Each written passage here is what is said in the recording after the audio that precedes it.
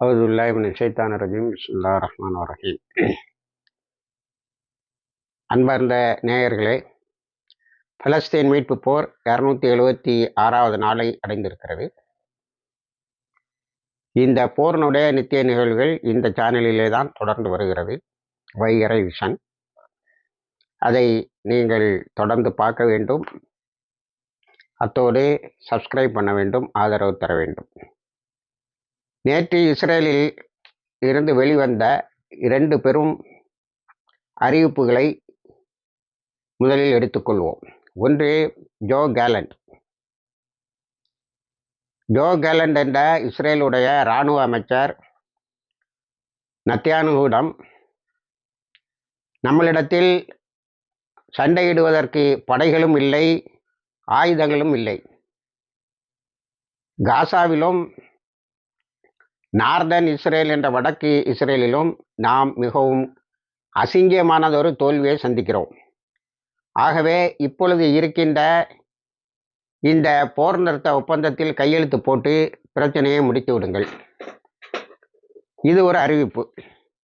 இன்னொரு அறிவிப்பு 2 இஸ்ரேலினுடைய எதிர்க்கட்சி தலைவர்களிடமிருந்து வருகிறது. ஒன்று லாபிட், இன்னொன்று இஸ்ரேல் லேபர் பார்ட்டி, அதனுடைய தலைவர் கோலான். 2 பேரும் தனித்தனியாக அறிக்கை விட்டு இருக்கிறார்கள் நத்தியான்ஹூக்கு.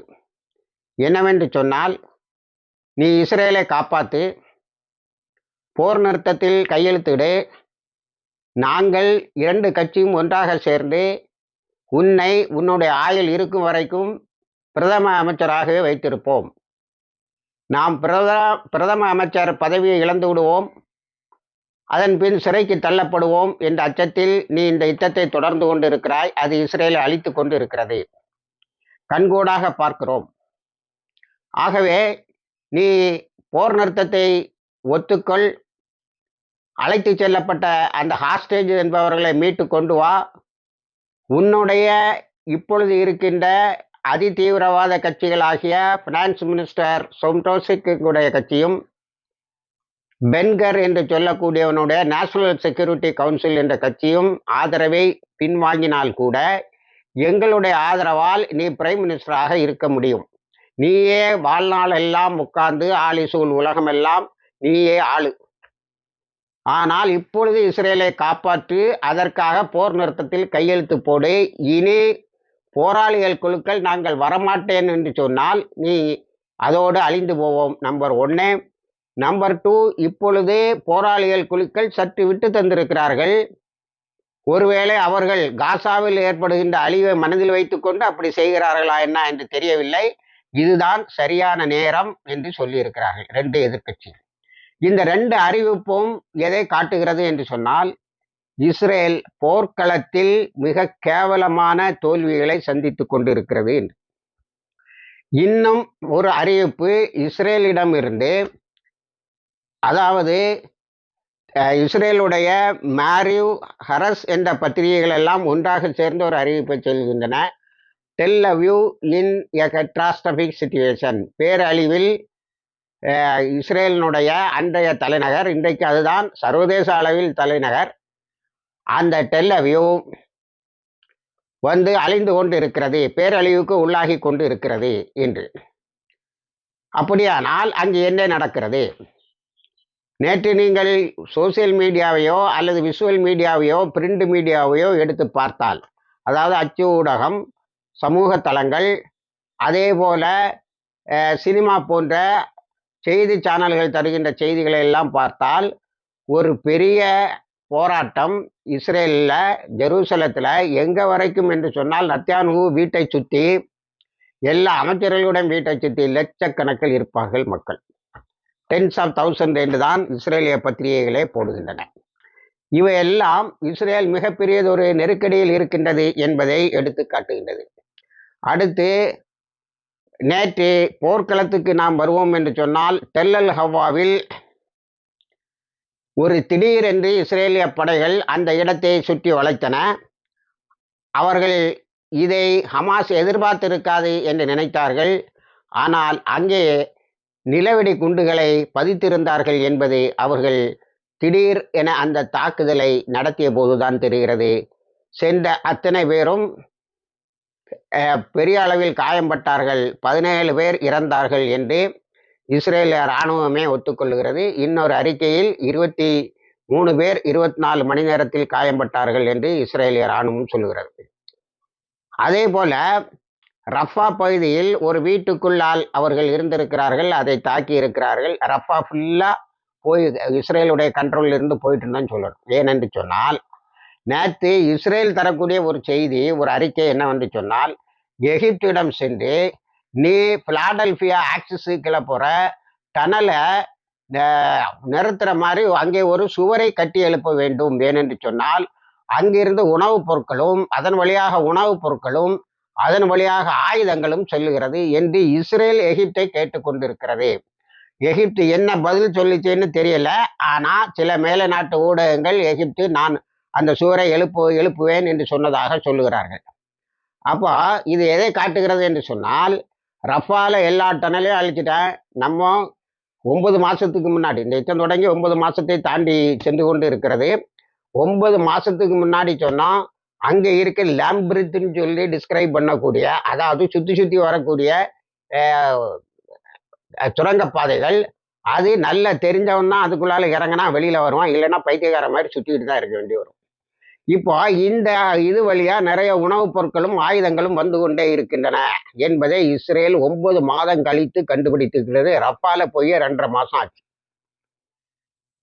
ரஃபால போய் 2.5 மாசத்துல அவங்க இழந்தது 680 இராணுவ வீரர்களினுடைய இஸ்ரேலுடைய அறிக்கை 680, 4027 பேர் காயம்பட்டார்கள் என்று.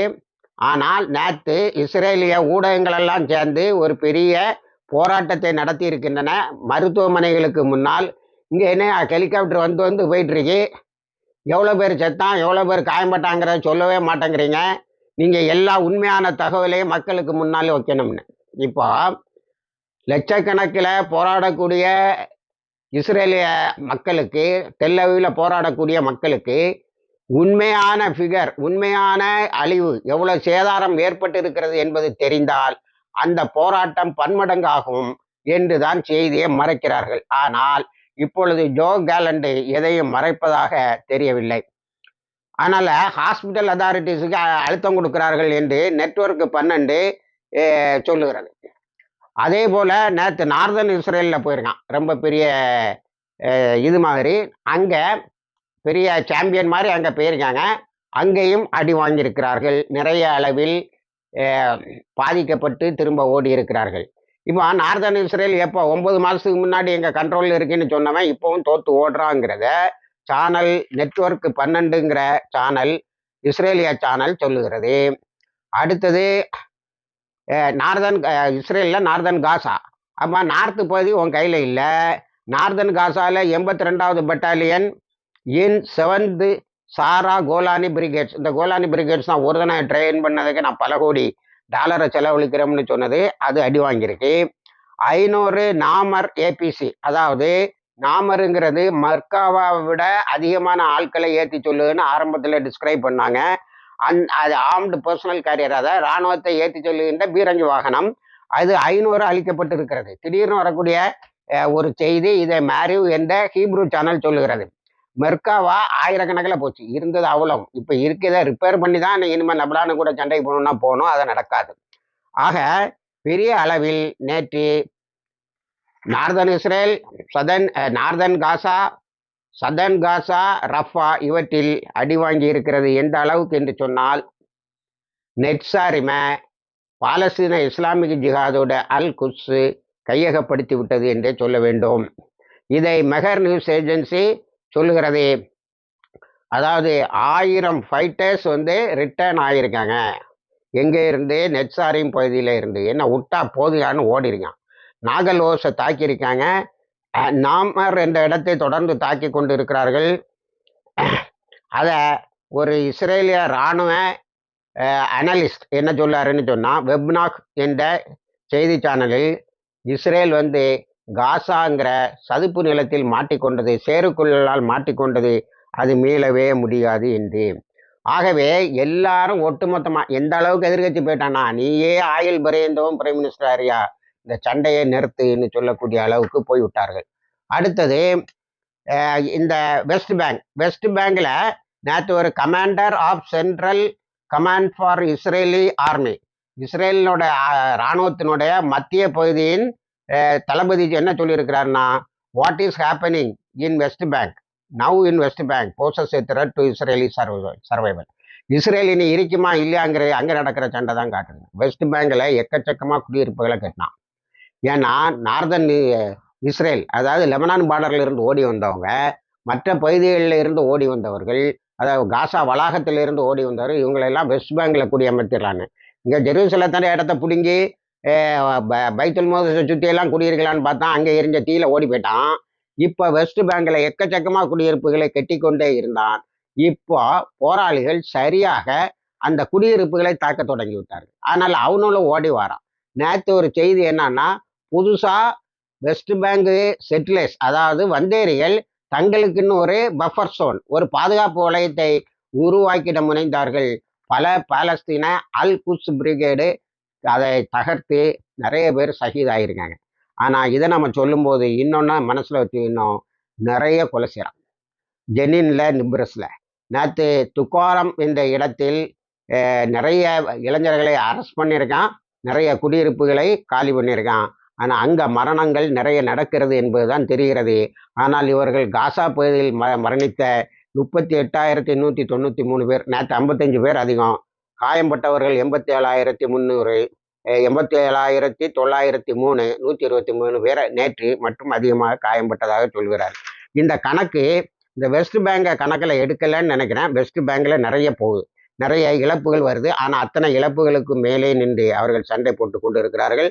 அடுத்தால அல் அக்ஸாவுக்கு வந்தோம்னா 129 பேர் அல் அக்ஸா பள்ளிவாசலுக்குள்ளால் பூந்து அதனை அங்கே அவர்களுடைய பிரார்த்தனை நடத்தி அதை அசிங்கப்படுத்தினார்கள் என்று செய்திகள் சொல்லுகிறது. அதனை இஸ்ரேலிய இராணுவம் பாதுகாத்திருக்கிறது.